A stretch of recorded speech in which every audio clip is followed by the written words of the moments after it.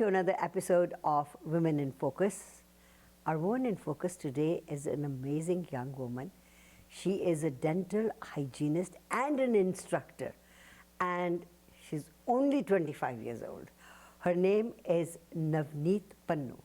Navneet, you're most welcome in our program. How are you doing?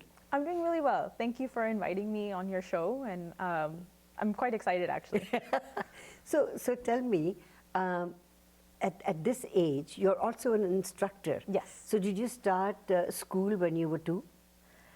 That is a misconception. That is a misconception there. But the journey of becoming an instructor is its own journey, and then going into hygiene and it's its own journey in itself. I went to school regularly. I started kindergarten. I actually went to Costa School growing up in Surrey. Right. And at that time, I did up till grade 4, and they presented an opportunity with, hey, you're pretty smart. You know what? Why don't you skip a grade? And that skipping a grade was kind of scary, but also amazing at the same time. Both my parents received this letter, and I gave it to them. They're like, yes, you're skipping grade 5. We're going to get you into grade 6.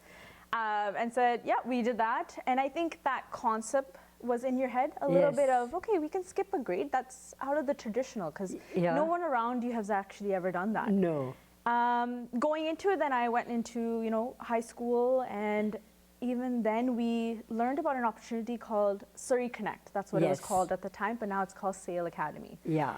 I entered into the Sale Academy in grade 8, and within almost 6 months, I finished half of grade 8 and half of grade 9. No kidding.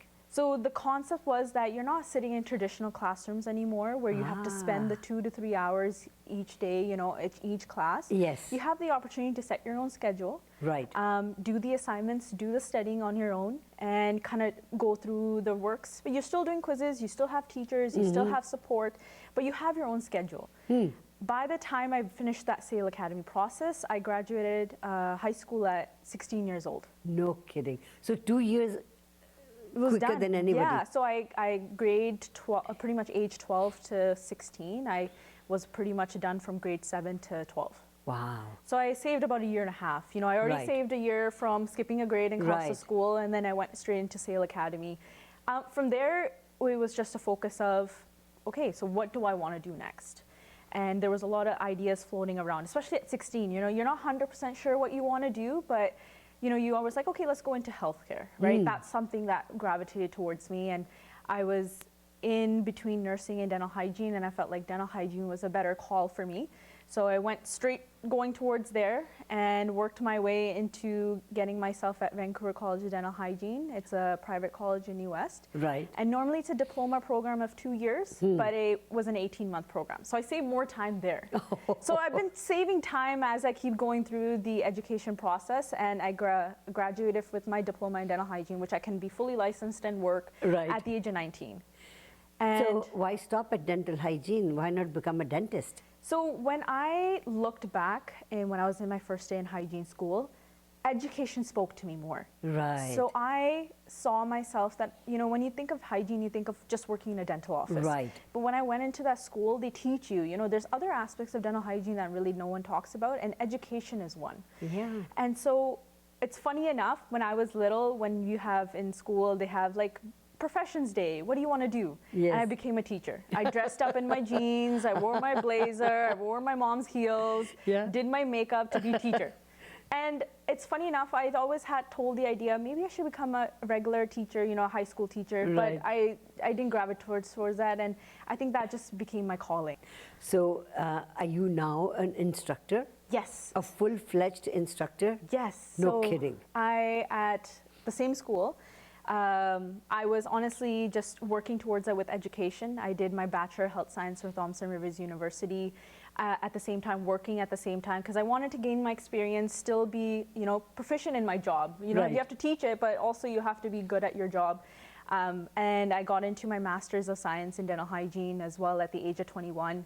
I finished that at 23. Yeah. And in that process, the school sent out an alumni email saying, we're looking for clinical instructors. And I was like, this is God's calling. Yeah. There's no way. There is no way that I could be at this age, at this time, this opportunity that I can become an instructor. Could come into your life. And I sent my application in, they saw my resume, they're like, yeah, we already decided looking at your like history that you're a student with us, that you are hired with us, and you saw that we have all this education. Right. And they wanted to hire me right on the spot. And I said, this is God's calling. There's no way, the manifestation they talk about, I really manifested to become where I am today. And since then, they've given me more opportunities to grow at the school. I teach classes as well. I teach 2 theory classes, and I still do clinical instructor at the same time. So I work there with a large group of people, and I really enjoy it. It's a very rewarding experience. So when you are an instructor, yes, how many students are there in your class? So if I'm talking about in a class setting, it's 54 students. Okay, And so it's like a university type of a deal. Yes, it's a big class that you have Right. to operate, and you have to teach the course materials. Right. I'm teaching 2 different aspects of dental hygiene. One is practice management, which is about how to run a business, how to deal with people, the Right. people relation side of things, and I'm teaching a very basic course as well, like what teeth are. And so it's very interesting to kind of teach 2 different sides of dental hygiene that I got an opportunity. In a clinical setting, I'm dealing with 6 students, and they're able to go through the process of dental hygiene. I coach them through the process, I grade them through the process, create learning opportunities for them. Now, you've got lovely teeth, by the way. Thank you so much. It wouldn't look good otherwise. Like if I was a dental hygienist and I had bad teeth, I think I had to make sure I had to work on that as well. Okay, so Indians have a totally different way of Yes. brushing, Yes. right? Yeah. And there is no concept of flossing. No, definitely. So when you were being taught that, how did you feel about it? See, I think growing up in Canada, like my parents had insurance, I was regularly going to a dentist. It didn't feel like a foreign concept. Right. But when I started working in practice, Yeah. I got to see, especially I started working post like 2020, 2021. So we had a huge influx of immigration. Right. We had a huge influx of, Students refugees coming and in, students. yeah. And so I really got to see, they don't understand what dental hygiene is really about. They understand that it's a tooth is hurting, you pull out a tooth. Right. That's what they know about. They get cleanings outside of the country, but Right. the cleanings are not really there to protect the teeth or maintain your teeth. It's just to remove the, the staining or and the all. blacks and, make Yeah. it look nice, but it's not really focusing on the health side. Why are teeth important? Okay. And so learning and teaching them flossing, and, funny enough, I'm teaching in English, but I Yeah. have to teach in Punjabi. I've actually had to teach in, someone spoke Pakistani Punjabi, and I Yeah. was like, there's certain words that they didn't understand. I'm trying to teach in Urdu, Hindi. My Hindi is not that good. I watched Bollywood movies growing up, but it's no work, but it gets the job done. So explaining them and actually teaching them what's the importance of it is they understand. They finally understand, okay, so she's doing all this work for me. It makes sense, and they feel the difference. That's good. I want to ask you a little bit more about Yeah. teeth, but let's take a short commercial break Sure. and come back. Nav is our woman in focus today. Don't go away. We'll be right back. Navneet Pannu is our woman in focus today, and we're talking about teeth. Do you think I've got good teeth? Yes, actually, you really do. Like they look healthy. Like They're very healthy. they look very healthy. White teeth, and Yes. they look healthy. It Honestly, matches my hair. No, I hope so, right? You would hope you want those kind of white teeth, yeah. Yes. We were talking about teeth. I'll come back to that. Sure. But I want to talk about family as well. Yes. I mean, you said, your parents convinced you that, yeah, if you can skip a class, go ahead and do it. Yes. So they must have had a lot of confidence in you. So how many in your family? So it's me, my sister, and my dad and my mom, and it's the 4 of us. And both my parents are immigrants from India as well. They came here when they were younger, in their 20s. They worked their way. They struggled on where they are today. Yes. And I think that inspiration of my kids need to do better Yeah. than us. We had opportunities, but our kids have to have better opportunities. So that convincing came from that, that love and that Yeah. understanding that if we're in a beautiful country like Canada, like we have to take opportunities that Right. and prevail them, right? So that's where the inspiration comes from. And a lot of this guidance does come from your parents. My dad is a huge supportive, like he actually had education done in Canada as well. So he understood that, why not, why go through the traditional sense if we can take an opportunity. And a lot of the times you're a kid still. You're still trying to figure out, you're still identifying who you are as a person. But you need that, that backbone. And my dad was a huge backbone in that. Your dad is very proud of you guys. Definitely. And now I know that your sister is also following your footsteps. Yes, yes. And we'll be interviewing her as well. Yes. and were you born here in Canada? Yes. Right. Grew up in Surrey, yes. Oh, wow. And that's why you were at Khalsa School? Yes, yes. So your initial education at Khalsa School must have been very important for you. It really taught me discipline. It taught me, the sense of, uniform. You have to wear, the uniform that allows you. Yes. And I think that puts you in the mindset of education. That you have to go to school now. You're a student now. You're a student now. And I think going into hygiene as well, I'm still wearing a uniform. I'm in a uniform when I wear my clothes, and I'm still a uniform when I teach at school. I'm still in uniform, and it puts you in that mindset. Right. It gave me a big understanding on my culture as well, and coming and diversity and being appreciative of all that information I received at the age. I can speak the language really well, connect with people, and so that was very important. When I think about dentists, I always think, wow, it's one of those jobs that I would never want to do, put your hands in somebody's mouth and the smell and all that. How do you guys come to understanding with that? Honestly, dental hygiene and healthcare in general requires a lot of empathy. Yes. It's a huge aspect of having your judgment out of the window. I don't have any empathy, that means. You have to get rid of your own biases. Yes. And when you go to work, everyone has a work hat on. You have a work face on, and I think that just turns on, and you're doing your job, you do your work, what you need to do, and then you go home, and then you wonder, like, why did I do that today? So the difference between a dentist and a dental hygienist, explain that to me, please. So in general, dental hygiene is on the preventative side of dentistry in general. Dentistry is about fixing the problem. It's about dealing with more of the teeth, and like with cavities, they deal with, pulling your teeth. They talk about, orthodontics is a huge topic that we talk about as well. But in dental hygiene, we really focus from the beginning on how to even prevent all those problems. So our education is really based on our 2-year diploma. It really focuses on the core, basics of how to clean your teeth, how to make sure you take care of your teeth, what things are involved, the diet that you eat, what the supplements, are you taking the right supplements to take care of yourself? Are you using the right tools? Where dentistry is when you go to them when the problem is occurring. And the education-wise is very different. For dentistry, it's a longer process as well, especially in Canada. You have to do your 4-year bachelor's, then you get into a dentist school, and there's not a lot of dentistry schools here. We got UBC, and then from there you start practicing. But with the hygienist, the courses are shorter? Yes, shorter but intense. Intense. They are packed. In one semester, you could be having 7 theory courses at the same time, and you have 3 labs going at the same time. So it's a very intense course, but shortened out. So now you were talking about the dentist is the one that looks after when the problem occurs. Yes. You're there before the problem occurs. So there are some kids that are born with lots of teeth. Yes. When they grow older, they have double teeth, like the baby teeth haven't come out and the other teeth start coming out. So there's a lot of crowding. So does that come under your jurisdiction? A lot of the times, those kind of things, if we're taking the right measures beforehand, those kids are coming beforehand, we can anticipate those problems. A big one is bottle feeding that affects it. Tongue thrusting, which is they use their tongue to keep pushing on their teeth, that causes these problems. And thumb the teeth sucking, come out. Thumb sucking is a big one. So if we were to educate the mothers beforehand, a lot of these things can happen later. Yes, it occurred, then we would refer them out to a dentist to deal with that.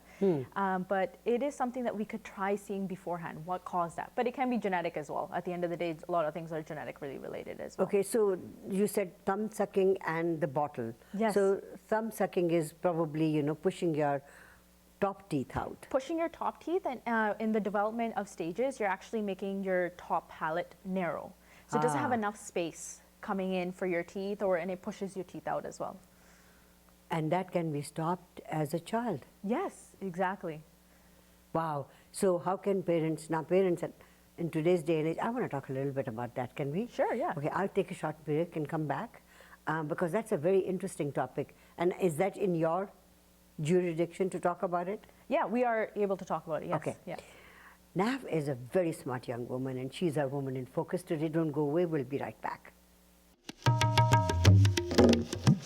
Welcome back to Women in Focus. Our Woman in Focus today is Nav. Yes. Navneet. Yes. We were talking about teeth and, Yes. and parents can stop. And you said some of it is hereditary. Yes. The way your parents have their teeth, that could be one aspect. But if the parents have teeth that are jutting out and the lower one back, and the kid is sucking on the thumb, It's just making it worse. Yes. It is going to make it even worse than what it is. Yes. So how do parents sort of stop their kids from doing that? What solution do you give? Because there is no solution. I'm going to give you a personal story on Okay. this. I actually was thumb sucking until I was 4 years old. No kidding. Yes, and I think I stopped the minute my sister was born. I think I just realized I need to get older. Yeah. But I later on, realizing that education, Yeah. I was like, okay, I actually did affect my teeth. I did Yes. affect my palate. I did affect the way I was talking. And so a lot of the times with parents, changing the way they approach it, explaining it to them in a more positive way, don't do that is obviously say it's easy to do, but give them alternatives. Instead of thumb suckings, tell them, okay, no, we're not going to do that anymore. Let's go do this. Sometimes embarrassment works as well. Point it out to them, hey, you're doing it again, and so that embarrassment comes into play as well. Right. You can I've heard parents try to put some hot sauce on it and do that. And I feel like that just creates a negative experience for them. And Right. usually thumb sucking is an emotional thing. Yeah. It's a sense of feeling they're a little baby. So really, understanding that why are they doing it? Right. So really understand that. So have that talk with your dental hygienist. So we say in school is the first time you should take your kid to the dentist is like 6 months of age. Really? Because they have their first tooth out. Right. We can start educating you from right there and then. Even just do a quick look at the mouth to see if everything's looking okay. We're not going to do heavy procedures or anything. Right. Just a quick look. And so starting from there, and that gives the right education. So I'm not going to diss our community, but I do want to talk about our community because there are some things that we don't do Yes. in India or in Yes. Pakistan or in Africa or Fiji where we come from. And it is different over here. Have you seen parents being more like, no, we don't do things like that. No, we don't have to do them. My teeth are fine. The people who say their teeth are fine generally have some problems going on that I can see. But I will say the generation that's now, I will say the millennial generation is very educated. They're being way proactive. Right. If they're having kids, they're having they do their reading. Right. It's the parents that are first-time parents who've immigrated here is the one that you really need to educate them Right. on. And at the end of the day, they think what's best. They want what's best for their children. So if you give them that information, then they're very happy to receive it as well, right? If you can explain to them why are we saying it to them, and it's in their head, then they will follow. Now, you've learned a lot, and you're only 25 years old. Yes. And mom and dad have been positive. Your sibling is very positive towards you. So that brings me to your personal life. So when growing up, were mom and dad strict, or were they lenient with you? Could you go out and date, or have what is it, sleepovers, or no? I grew up with a lot of family around me. Right. So my cousins were always like my friends. I had my first cousin, on my dad's side, we were always so close together. Before my sister was born, we were inseparable. Yeah. And I think growing up with family was very, that was the big impact to me. And growing up in school as well, attending family, friends' parties, birthday parties, doing that. And I really, growing up, if I knew I wanted to achieve something, I really had to let go some things that I didn't want to do, But I did end up enjoying and seeing and a community aspect. So when I was in high school, going through SAIL Academy, I was volunteering with City of Surrey. I was volunteering with, working with people who are higher official officers in City of Surrey. I was gaining experience from a different point of view. Right. And so I think that matures your brain. You know, you're much old, you have a different level of thinking. You're thinking about leadership, you're thinking about opportunities, how to better yourself. So I think when your parents recognize that in you, that she's actually doing good for herself, they don't have to be that, you know, that strict level, like get on top of your head. You just recognize that she's doing okay. But you just very nicely evaded the question of, you know, were you allowed to date?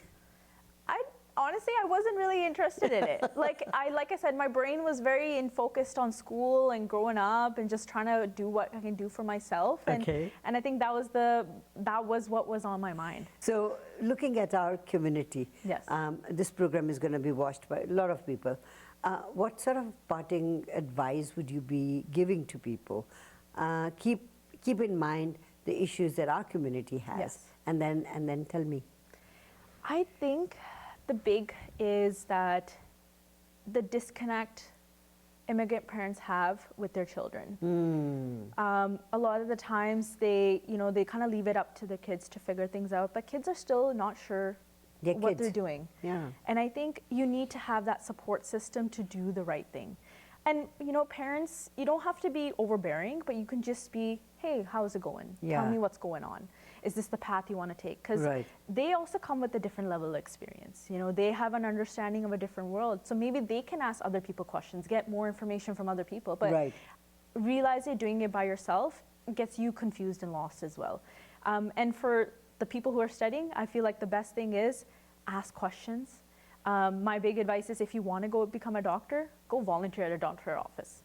A lot of things I see is when I talk to my patients who are in their 20s, yeah, we're doing a bachelor's, but I'm not sure what I want to do. And I said, then why are you doing the bachelor's then? You said you want to become something in healthcare. Why don't you go volunteer there? Get that experience. That volunteering experience is most important. Yes, and a lot of people will pay, they will write you a letter for free labor. They love free labor. You can go at any dental office, any business. If you want to go into construction, if that's something you want to do, go ask a construction office, like, hey, I want to go work this. Can I shadow you for the day?